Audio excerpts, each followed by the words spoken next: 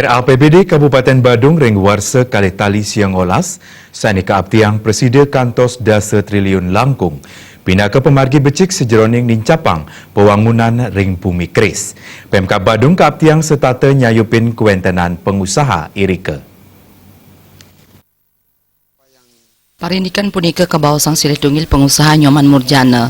Tiosan yang rebecik pikam-kam sane kemargiang Pemkab Badung sane madue pengabti mangde RAPBD Badung warsa kali tali siongolas dasa triliun langkung. Nyoman Murjana pindah ke pengusaha ring Darma Sabe taler ngabtiang Pemkab Badung presida taler nyayubin kuentenan pengusaha. Parindikan puniki dahat mabuat santukan pengusaha napi malih pengusaha lokal pindah ke pemucuk utama sajeroning nincapang pajak.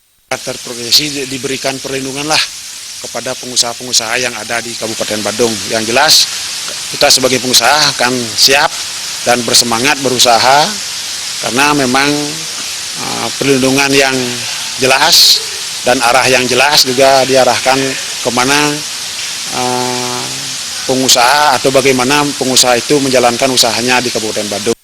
Sekadi sane kauningin, Pemkab Badung melarapan antuk Ketua TAPD Wayan Adi Arnawa sampun nyuk serahang rancangan RAPBD Kabupaten Badung warsa kali tali siongolas majeng DPRD Badung sani target ipun dasa triliun langkung. Sufiatna, Bali TV.